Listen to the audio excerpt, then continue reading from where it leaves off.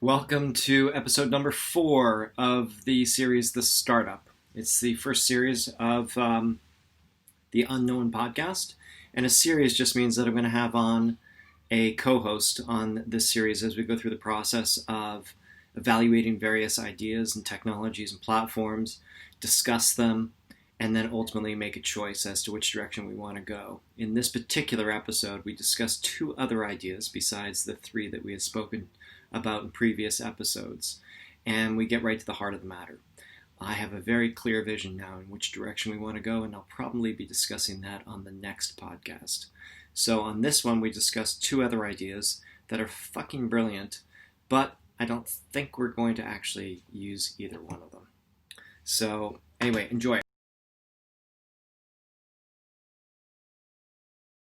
We are recording, Tij Bedi. You haven't showered, I haven't showered, you probably just worked out. I only did yoga this morning. Oh, really? Yeah.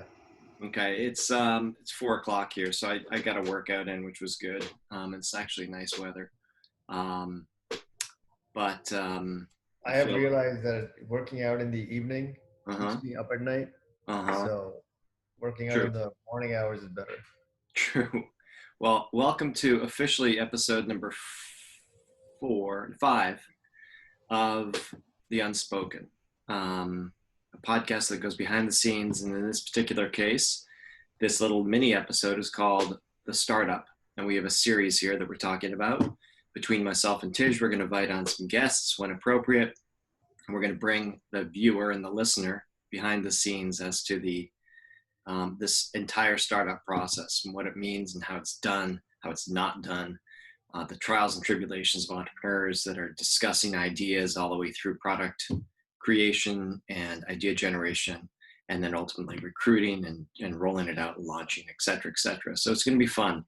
Hopefully we'll take you on this journey and you'll enjoy it as a listener. But what I wanted to do with this particular episode was just run a couple of thoughts by Tij, and I wanted to get your feedback. And we haven't really spoken since the last time, so I'll bring you up to speed on a couple things, and then we can kind of dive into it. But first of all, we were discussing 3 different companies in the last 3 episodes. We were discussing LeadMe, we were discussing Smarter Sales, and then we were discussing this esoteric concept of a golden contact, the ability to transmit contact information and groups, unlimited data attached to it all, and keep it all up to date. Tij didn't really understand that last piece because it's such a big topic, and I don't blame you, Tij, because it is a huge topic, and so I've done nothing with that. With respect to LeadMe, in the last week, I was supposed to have had a conversation with a brokerage firm in Canada that was interested in developing a next generation brokerage firm. That conversation has not taken place yet. I'm still trying to set that up, and I'm waiting for that discussion, and who knows where it's going to go. And then the last thing is Smarter Sales. And Smarter Sales is basically, we sent a fuck you very much letter to a potential corporate sponsor of Smarter Sales. They've been yanking us along for so long. And after about 8 or 9 months of this and 20 or so plus presentations, we went from the potential $2 million investment into Smarter Sales. I recruited a bunch of people who got behind me and the idea, and they were gratuitous with their time, so generous in their efforts and their passions, and they came along for the ride. And what typically happens is either it continues to go forward or it dies. And in this particular case, I think I've killed it. And I've killed it on purpose with the consensus of everybody else, because there really wasn't any light at the end of the tunnel. And we've been at this game for about 9 months, and we're finally like, enough's enough. So we started with a $2 million investment. We went all the way down to a $750,000 development project that would deliver an entire solution to them, something that I think is worth about $5 or $10 million and has a payback within the first client that they get from it. But then the last thing they did was they stuck in some arrogant Swiss French asshole into the mix. And I had this discussion with our lawyer and myself and with this guy and our sponsor at the firm. So there's 4 people on the call. And basically, he had no idea what we did. He had no idea where we were in the discussions. He was a typical guy that came in to vet things, and he really was a lazy fuck. And so what I ended up doing was I bit my tongue. I was restrained. I was recognized, by the way, for my restraint because I could have gone off on this guy because of his arrogance. And he basically said the typical early stage adventure vesting kind of shit with a 23-year-old who wants to create a new cupcake, right? I go out and build a cupcake for $20,000, then come back and show it to us, and we'll try it out, and if we like it, we'll give you another $20,000. That kind of bullshit. So we're dealing with $1.5 trillion asset manager, $1.5 trillion, and they brought this guy in who ended up not only being a prick, but I just wouldn't want to work with him. Period. But he ended up getting his wings clipped after the call because they realized what a liability he was, and they ended up reducing his hours, reducing his pay, and he's effectively been cast out of the organization. It doesn't change the fact that they were stupid enough to bring this guy in, and I've decided to tell them to go fuck themselves in a nice way. Friends come and go, but enemies accumulate. And so I'm being facetious there. It's just business, right? It's not personal. It's just business. Guys, go take a hike. Go try to build this on your own. You've signed an NDA. You effectively can't build this on your own because if you do, you violate the NDA because we've given you the roadmap. And if you want to do it, it's now going to cost more. It's actually going to cost more than $2 million to build this thing because it really is a significant build. So I've sort of killed that, Tij, until I hear otherwise because it's a really complicated build. The one caveat is that there was two pieces to it. There was the AI piece and there was the data science piece and the analytics piece. The analytics piece, you can imagine like a Palantir, but for asset management. It's really, really heavy lifting. I mean, big time algorithms, predictive analytics, data integration, data engineering, cleanup, triangulation, all that good stuff. And then presenting it in a way that doesn't overwhelm a salesperson who just wants answers. It's not like you're dealing with the US government or a Fortune 500 company that can put a team on it and work out the results like Palantir does and charges a minimum of $50 million per client. But this is something that these salespeople just want to use and just want answers from. So the other piece, the AI piece, is something that I'm going to keep alive for a little bit longer because the AI piece, I'm talking to a company in Norway called Olin, Owlin, and they've been friendly for a couple years now, and they've developed a product as an AI solution. It uses optical character recognition, natural language processing. Basically, what I want to do is I want to create a feed for the salesperson, people, that's a curated news feed that just basically has different items that pop up in their feed and notifications that allows them to be informed as to what's happening in their territory, allows them to be informed what's happening with the competitors. And all it's doing is this kind of acting as a digital assistant to begin with. Eventually, it can be a lot more than that, but to begin with, I was thinking I would license the Olin product. I would layer on my own front end. I would do a little bit of training of the model to begin with, and then I would roll it out. The challenge is, and we both know this, I don't want to write my own checks here because I've been writing my own checks for a while on this company. I want somebody else to kind of sponsor it. So, by the way, I'm going to change it to this gallery view. There we go. Sorry about that. So, so that's sort of tabled for now. Lead Me is tabled for now. The esoteric CRS contact retrieval solutions or this golden record thing is tabled. But what I did was last night I was up at 2:30 in the morning, couldn't sleep, and I wrote down two things that I wanted to discuss with you. One was a cheaper Zoom. I'll give you my rationale behind that for the second. And the second thing was a cheaper office solution, a WeWork alternative. So both are kind of interesting, right? And again, crazy ideas, it's what I do. So imagine this, where we buy a self-storage building, you and I do, and we each put in some money, we lever it up, and we buy it for whatever. They typically sell for anywhere between $2 million and $5 million. We put some loans on there, come up with a couple $100,000. But instead of just trying to get people to store their shit there, we actually wire each of the units with electricity and we allow them to rent them for offices. Self-storage offices. There's I can't hear you. You're on mute. There you go. So instead of piling crap, you actually use it for You put a as an desk office. in there and a lamp. There's bathrooms on each floor, right? There's paper thin walls. It's for the hobbyists that want to do some sewing, and it's for the pure procurement. It's for the drop shippers. It's for the people that just want to write code and put 4 desks in there and just want to be quiet.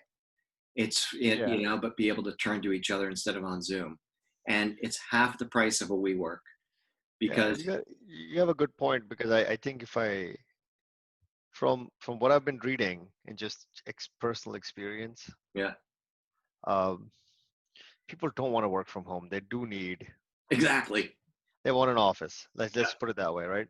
yeah, So there was a time when I was thinking, hold on, maybe the world would never go back into offices. So all of this like excess inventory that's going to get created in New York City, all of this extra that's going to come out of everything. What are we going to do with that extra space? But I think there's still time to confirm that that extra space has been created. So I yeah. think it seems like what you're saying, and from what I've been hearing, is at some point in the near future being anywhere between 2 years, 6 months to 24 months, Yeah. offices are going to come back. I think people are going to want to be in offices again, right? But But I Tish, think we work. but they may come back differently. No, that's what I'm saying. So that's what I was going. So I'm just trying to like Yeah. play it through in my head. But I think the because people have also been trained now to work at home, they may not want to pay 6 grand for an off whatever WeWork charges, I forget. Yeah. So if people have their own hotspots, right? Like everybody's got a phone that 5G is coming, so providing internet is not going to be a thing anymore, Right. right? So like you go talk to one of these storage space unit people, and he just basically put doors, like. Or I think people are going to be happy because this got that garage effect, right? Like a Well, it's startup got the garage. garage effect at the lower level where you load all your shit, but in the first floor, second floor, third floor, whatever, how many floors it is, typically 4 or 5 floors at most. There's just units, and they aren't glass, they aren't fancy. Everyone brings their own furniture, right? You don't have to supply the furniture. All you're doing is supplying electricity, 2 outlets per unit, and they all Wow. lock it up with a fucking padlock at the end of the night. No fancy electronics, nothing. People love it, right? People love that stuff. This is self-storage, except instead of self-storage, you're not putting a bed in there in your kitchen. You're putting whatever they want to rent it out, and so you're gonna have people coming and going more often. But that's it. So Jeff, how do we prove that there's a need in the market for this? So I I don't think know. the problem you're solving. I think the problem you're solving is that let's get people want office-like space that's Yeah. away from their home, but they don't want to pay that much. So that obviously creates an opportunity. And so And they've got a coffee shop alternative, right? no, coffee shop's not the same. Let's just put it that way, right? It's loud. You You always can't got have that. 4 people You working you together at always a got the coffee shop. person making the sound like. You can I know have you suffer from that. you can't exactly. You can't have more than one person at a coffee shop, right? You're not going to have a meeting at a coffee shop except for an Yeah. intro meeting, and so it's a between coffee shop and WeWork solution. And is there a market for it? And here's the beauty Yeah. of it, Tish. You don't have to rent out all the space. You can have storage as half the space. You can have self-storage as 90% of the space and rent out 10% of the units. The only thing I'm suggesting is you're buying it for self-storage, but you charge twice the rent what you would ordinarily pay for storing your couch if you want to use it daily as an So, office. so is there like a subletting that I hear in here? There could be a subletting component to it, but No, but basically, like, who is this like the company that has the or like, are we solving the problem of making a storage space into an office space, or are you saying that yeah, Yeah, The that's what you're okay, solving. That's that's what you're solving. okay. And the way you solve it is you put electricity into these units because remember, if you have you ever been to self storage, there's metal walls, right? It's corrugated metal walls that are this thin next to the next unit, and there's a big metal door that opens, and you have a padlock on it, and there's no ceiling. It's just a wire mesh up top, and there's lights, and the lights just shine from above the metal mesh into your unit. So maybe So, I'll go take a. Like, I've never seen one because I'm one of those people who does not accumulate crap. I throw it away. So like getting getting an external space to store something like this violates some of my core values. Like I just won't do it. I'll just throw it away. So okay, so I'm going to show you. I'm going to show you what self storage like, and then we're going to move on to Zoom. Okay, okay, yeah. a cheaper Zoom, because there's a big need for that in a big way. Do you see my screen? Oh yeah, I've seen these in Storage Wars. This is a show that I used to watch. Oh So yeah, yeah, I yeah. can't. Do you Yeah, see my I don't screen? know. I don't remember the ceiling being a mesh though. Do you see my It looked screen? like rooms. Yeah, I see your screen. Okay, so these ones wouldn't be what I'm talking about. I'm talking about Okay. sort of these ones and these blue ones. But here's an example. It's, this is basically a unit, a very small unit, maybe for two people. You see how there's locks on the doors and stuff. This would be a larger unit. You could put 4 or 6 people in. In this case, it already has electricity, if you can see my screen, and it already has at least lights in it, but there's no outlets. You see that? Yep. Yep. So all you need to do in this case, this is typical, is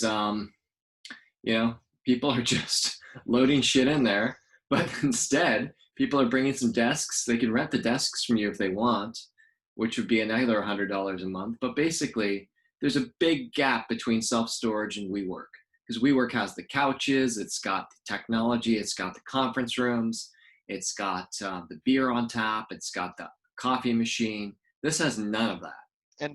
And we all like those things, Jeff. I know you don't like beer, but I had my fair share of beer at WeWork. So no, that's fine, Tij. But this is the intention is not to please everybody. The intention is to solve a problem, and that problem are the people that don't want to work from coffee shops any longer, but don't want to upgrade to WeWork, right? Okay, so the So model like just walk in, walk out, or is it yeah, like by the hour, by the two, by no, no, no. what is the You model? you rent it by the month Okay, to month. You rent number 446, and yeah.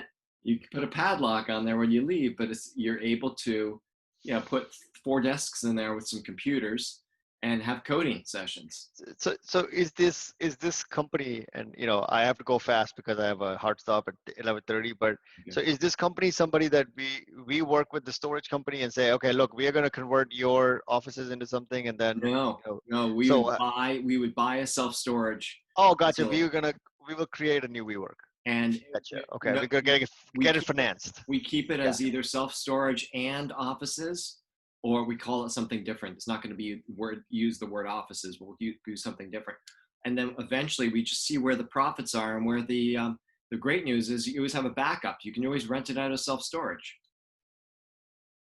right? Yeah. So this unit can be full of coders one month and then self-storage the next month. No, I get it now. So you're Yeah. saying, this company, whatever this company is that solves this problem, buys out a storage unit, just like what WeWorks have done, right? Like WeWork was also buying Yeah, it's buying buildings, office not buildings, but it was just, subletting it. yeah, Yeah, but this case, you don't have to build out. There's nothing to build out. You already have the offices already built out for you. All you have to do is put some electricity in there for their computers, and that's it, or for their yeah, sewing machines. and I think to pilot this, Jeff, we can also go to like places where it doesn't get too hot or too cold because Yeah. the air conditioning and all that No, aspect no, of it. they are all climate controlled, Tish. So, okay, let's move on. It's something to talk about because it's fun. But the other thing is I like it. I a like it. Zoom. Now listen to this. Zoom is expensive. Interestingly enough, for the service it provides is expensive. Corporate enterprise solutions have been reluctant to sign on to it because They already have Skype or they have Google Teams. No, no, no. Um, Corporate have been because of China, like yeah, China. Microsoft Teams, sorry, Google Hangouts, and all the rest of them. But I was thinking that, Tij, the same thing is going to happen as we come out of this. When people go back to an office, whether it's the self-storage office or whether it's something else, they're going to want a less expensive solution for Zoom, but they're not going to want to downgrade all the way to the stupid 40-minute limit that they had on the free one, right? And Okay. they're going to want to keep it. So you provide a Zoom for exactly half the cost. Zoom is an incredibly profitable company. I love the company, love what they've done.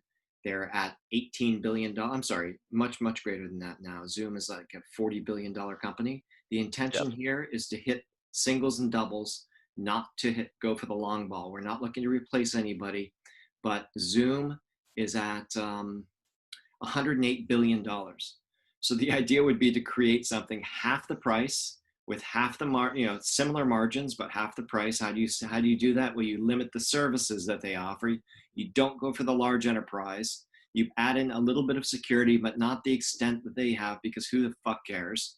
And you offer the service for half the cost of Zoom, and it's the same quality of streaming. It just doesn't have, for example, the record button like we have here. It doesn't have the security, but it has a limited security. It doesn't have the enterprise solution, but it's geared to the 3-person little business at home. And it's $50 a year instead of $200 a year. Hmm. Trust me, they're $100 billion company and they're making 50 to 60% net margins on this stuff. There's very Yeah. little No. variable cost. Yep. Look, yeah. Whatever you do, like I think getting the enterprise market is, let's forget about it, right? Like this is Yeah. another way to spin this is something I've thought about is that obviously in the last 6 months people have been trained to work remotely, Yep. meaning do things remotely that they never thought possible. Sales meetings, where sales meetings were always people traveling and meeting in person, shaking hands, they have now completely become virtual. Similarly, there are other things that have happened, like babysitting, not baby. Let's call it childcare, right? Like your child is six years old, and where they don't need diaper changes, but they need somebody to talk with them to keep them busy, Right. right? Similarly, there could be other similar services that are doable on the web. All of those people right now are using Zoom, and I think that's where your use case fits, because for them, their margins are low enough where you know they might be hesitant to fully buy into Zoom, Yeah. right? So imagine a solution to solve that problem that fits that market, whatever that market is. This is just an example I gave you. There might be other examples, coaching from India, training, people training, Yep. um, whatever it is, a group podcast. I don't know. Like if we Zoom is a generic um, conferencing tool, right? Yep. The reason why it's generic conferencing is because they were disrupting WebExes and all these big things, and they could do it, right? That's what they did, right? They ate their lunch. Yep. Because just like these guys are making 60%, most likely Cisco was making 100 or 90, something ridiculous like that, right? So I think I get it, but like I think the way I would say is that the way I would think about it is, yes, let's do that, but like solve a different problem where we make it easy for like that yoga instructor at home to start that call, right? Like Yeah. the yoga instructors are using Zoom. I've seen them. I've seen them. Yeah.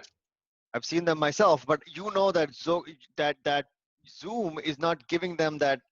It's not solving their full problem. And I know you're a fitness nut, so I feel like if you design a product for cheaper that does what Zoom does, but does it even better, and it's specifically solving some problems related to,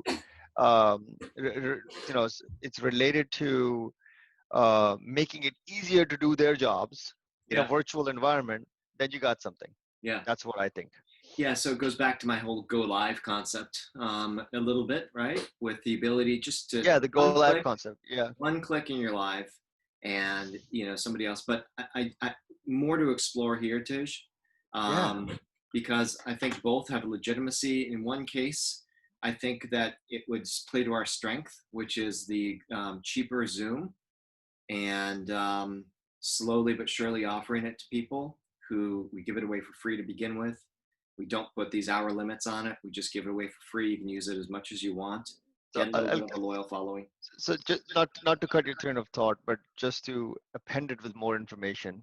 Yeah. So imagine if you were in Zoom, but then there was a toolbox, and in the toolbox you're saying, let's play a game, or let's record scores, Yeah.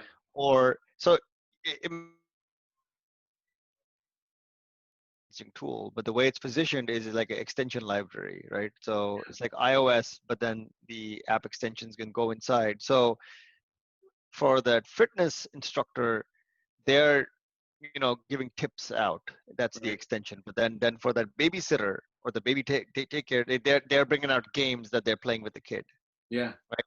But Yeah. then for another one, it's bringing, like, for the stock investor who's giving you advice over Zoom, is like, okay, look, this is, let me help you now. Click on your E-Trade here, and then you see what I'm saying? Like, No, and listen, I think we can. I think let's dive deeper into this because this is really interesting. There's so many use cases for it, other than just the person who wants to save $150 and wants an, yeah, that's what I'm saying, right? If yeah, you can make, if you can solve a real problem these guys are having in this yeah, virtual environment uh-huh, while making it cheaper, I mean, you got a winner, right? yeah, yeah. Lastly, okay, we're gonna pick that up. Lastly, wanted to show you this. Can you see my screen? I can. Saphir Group. So I built this in the last 2 days with a code with somebody in India, and I was asked by one of my partners to help with putting together a clean website. So you see the moving graphics on the right? No, oh, the it's light. Yeah, I do the see some shapes. 3D animation happening. It's kind of cool. The shapes, but here I'll show you what it is.